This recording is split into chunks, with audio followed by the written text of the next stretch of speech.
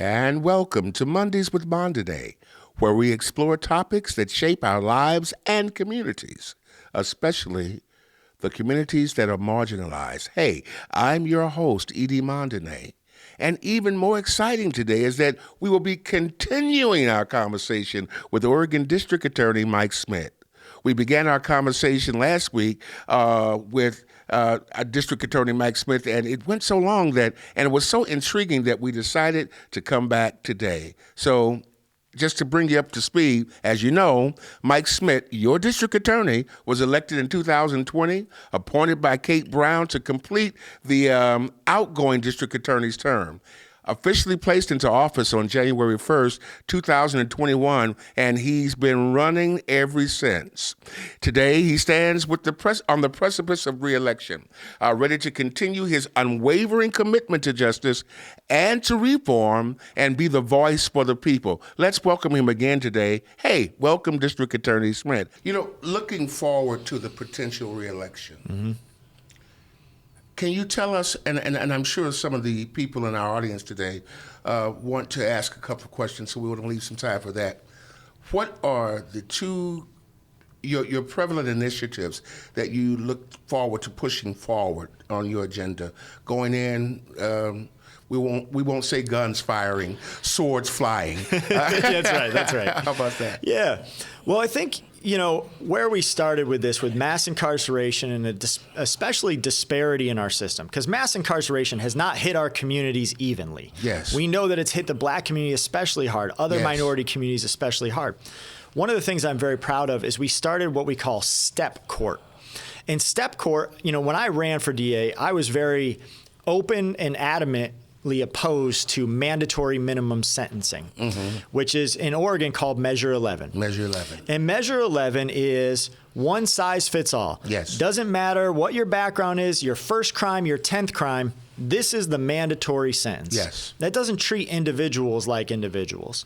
So we started a treatment court for that called Step Court, and it targets assault and robbery cases. Those are Measure 11 crimes.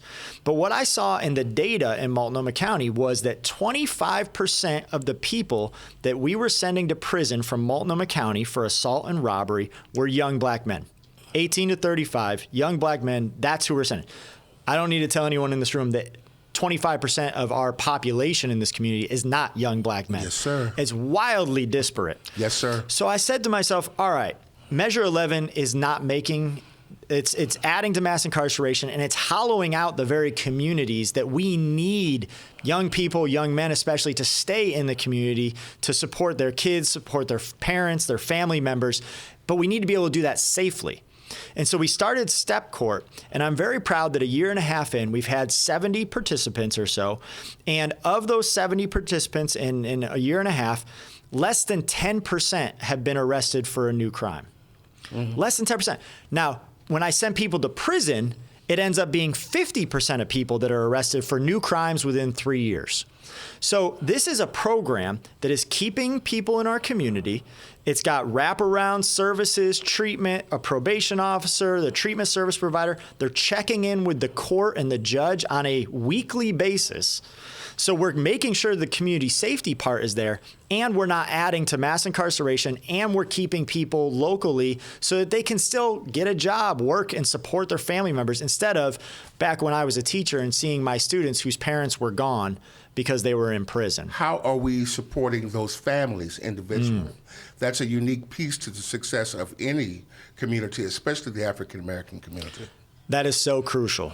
I think from my office's purview, we're focused and this is a detriment, we focus on the victim of the crime and see what can we do for them, make sure that they get what they need. We focus on the defendant and see what they need. But you're absolutely right. The families in the community is kind of a missing piece. And there are groups out there, churches, obviously, also other groups like Urban League and others that I think focus on a lot of that. But for us as a system, that's an area that we need to grow. Wow. We're so pleased to have Mike Schmidt with us today, and I want to employ some of you with your questions. I'm sorry that we don't have the cards to pass by. We missed that step, but just shout out a question to our district attorney, and we'll handle that. Let's put him on a hot seat. Just shout it out. We have Ron Schmidt here today, and tell us who you represent, Ron.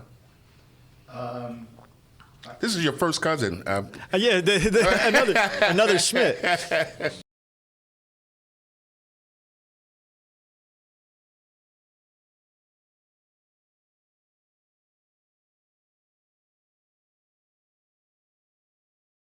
Yeah, great question. You know, I live in Southeast Portland. I see these same things. I talk to business owners on a regular basis. It needs a holistic answer. So I'll tell you one of the things that is a limiting factor for the district attorney, and we've already covered this today. I can prosecute cases where there's an arrest made and there's evidence of the crime. That's what I can do. And specifically in what Ron is bringing up is vandalism and especially theft. Two things that I think are hitting a lot of our small businesses, theft and vandalism. When I look at the percentage of reported crimes of theft and vandalism and what percentage end up coming to my office that there's an arrest, it's about 3%. Wow. So let that sink in. 97% of theft and vandalism will not end up in an arrest, will not end up in a case coming to my office for prosecution. So of the 3%, those are folks that we'll prosecute. We try to hold them accountable. If drugs or other things are their issue, if we can, we're going to try to work with them on that. If it's prolific and they're just doing this, then, you know, unfortunately, sometimes the best intervention that we have is to take them out of our community for a period of time. But I'm only tackling the 3%. We have a 97% problem. Yes. Right? And so, you know, one of the things that I see, and I think there's some truth to this, is, you know, our law enforcement, you look at the percentage we have compared to other cities, we're on the low end. But I was just at a national conference, and what communities across the country are figuring out is that police officers are asked to do a lot of things. From, you know, taking kitties out of trees to any other little thing. We dispatch police all the time. They've become our default answer for every problem. Mm.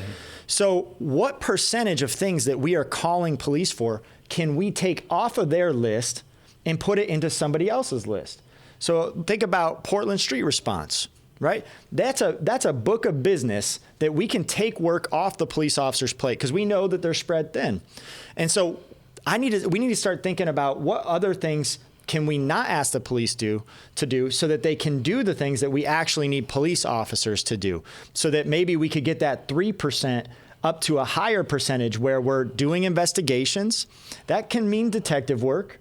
That can mean, and then finding the individual, make the arrest, hold them accountable. But if police officers are running from crime to crime to crime, gun violence, they're always going to prioritize homicides and gun violence. We're not going to get to some of those other crimes. So I want to hold people accountable who break the law. Yeah. And so, you know, even if it's your first time, we're still prosecuting those cases. We don't say, oh, we're not going to prosecute you because it's your first time. We prosecute the case. Now, we might say because it's your first time, we're going to work with you and get you into treatment or figure out what's going on. It doesn't have to be prison your first time. But we still hold people accountable no matter how many times they've committed crimes. But if I'm only dealing with 3%, we got a 97% problem. Yeah. And I think to help community, to help business, that's what we need to address is what are we going to do to get that 97% to actually get people some help in that area. That's good news for people like safe transportation. I think Malcolm reported that there's probably about 13 different catalytic converters that were stolen from your property.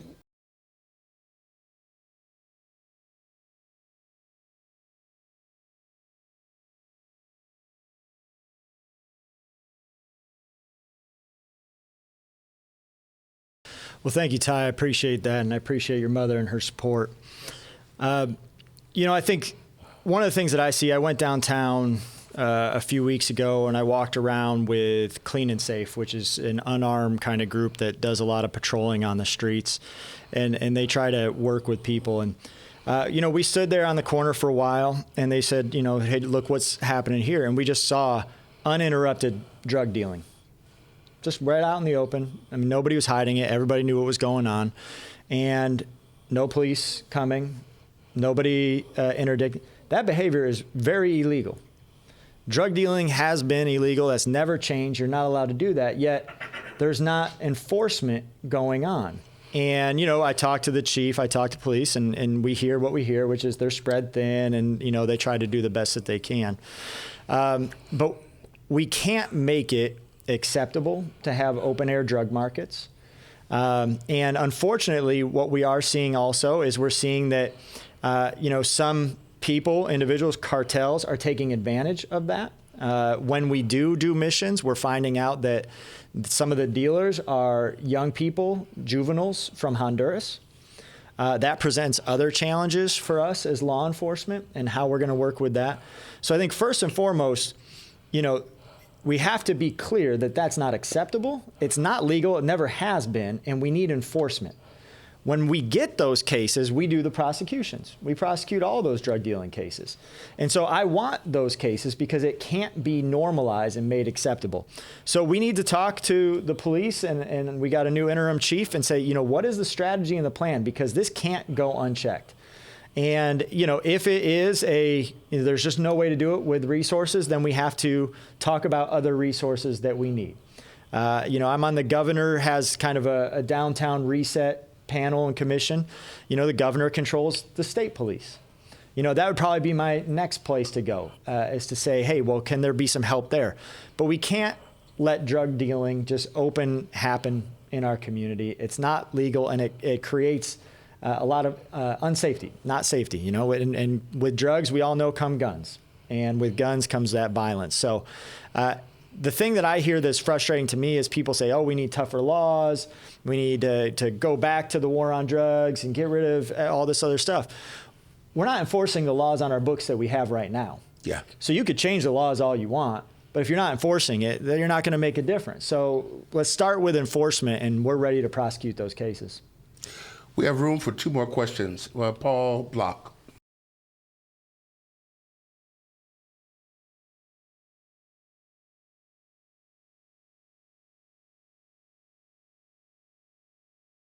There's always going to be a percentage, and probably a high percentage, of times where we don't catch the person who did it. Especially you're dealing with vandalism, graffiti, things like that. People wear masks, they smash a window, they run, right?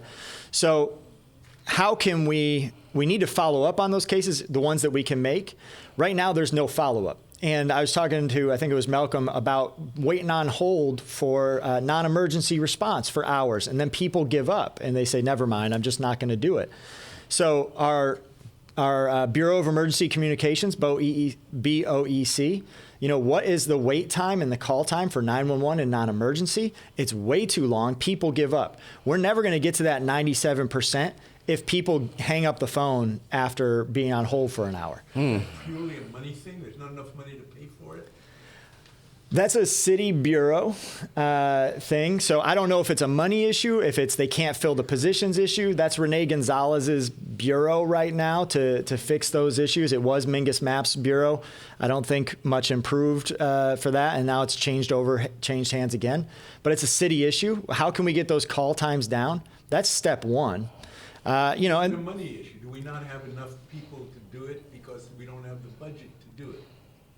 I don't know the answer to that question. It's a city hall question, and I don't know if it's they have vacant positions they just can't fill, or if they just don't have the resources they need to hire enough people to handle it. But also it does go back to, what are other systems that can pick up some of this work?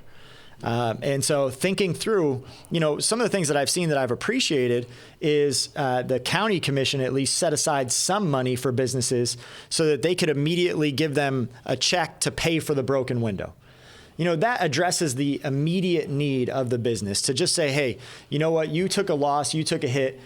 Whether or not we find the guy or not, here's some money to help you just put up another window. I mean, we can do other things to help our businesses and still work on holding people accountable. So I think right now we've been kind of normalized and taught, like the police and the prosecution, that's the answer for all our problems. Now's a time where we have to realize that system is not picking it up. What other systems or things can we do to fill in the gap? That's the question. Yeah, exactly. I mean, Portland Street Response, I think, is a very specific group that does, behavioral health intervention. That takes some work off the police plate. I'm seeing communities across the country that are starting other public safety bureaus and thinking about public safety more as different things that you can do.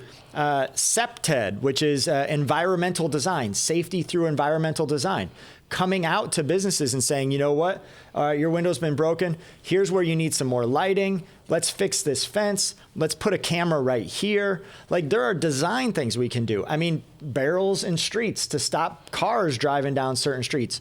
I mean, the way that we design our roads can help deter crime. So there are so many different things we can do. We're working with violence interrupters in our community. They can get out there for gun violence and start talking to young people who might otherwise just, settle their disputes with a gun. I think this is a time where it's like, what is it? A necessity is the mother of invention. Yes. Did I get that right? Right? Like, we're in a necessity moment. Yeah. We need some invention. And what we have right now, I mean, even if your perspective is we need 1,000 more police officers, great. You're not going to accomplish that. It's not going to happen. So let's talk about what can happen. And I think that's the conversation we need to be having right now. Is it not going to happen because of money?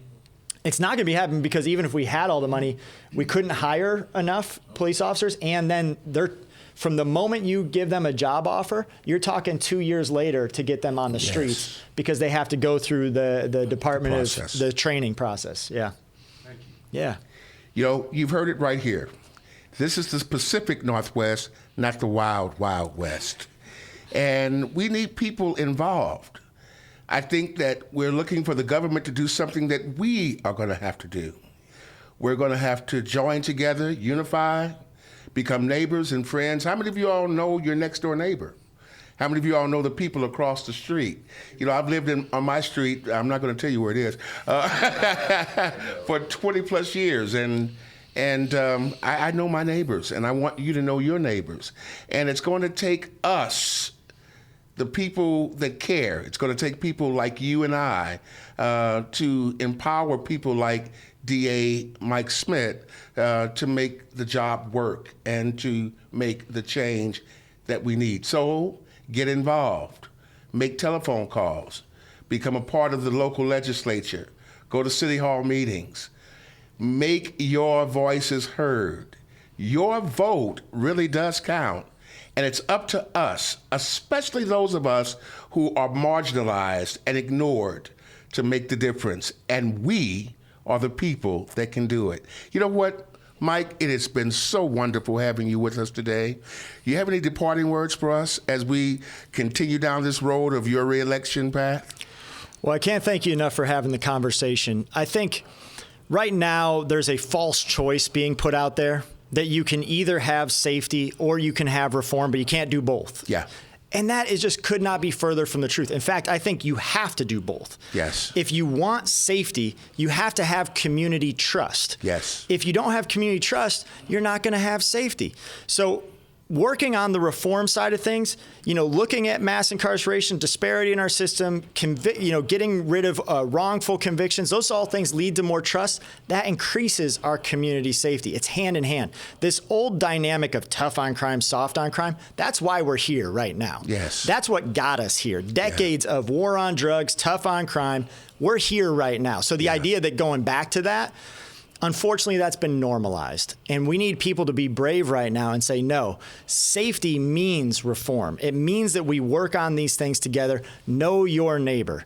I mean, these things can be basic. I just finished Richard Brown's book talking about walking the community, right? Yes. The old community watch program with yellow rain slickers going around. Yes. Like, this is our community. This is a community that you're here because you believe in Portland. You believe in Multnomah County, and it's a beautiful place, but we all need to step up and engage and do everything we can, because that's what community safety is about. You heard it here. Step up, do your job. We are the people that can do it. Hey, we're out of time, but it's been a pleasure hosting Oregon District Attorney Mike Schmidt right here with us on Mondays with Mondene. I want to give a shout out to Robin, Dion, Andy, Paul Block. These guys are incredible, keeping our program together. And I want you to remember to tune in next week for another exciting episode. Be the best that you can be for God and your country by being the best that you can be to everybody that you meet. God bless you. Hey, I've got a real important announcement.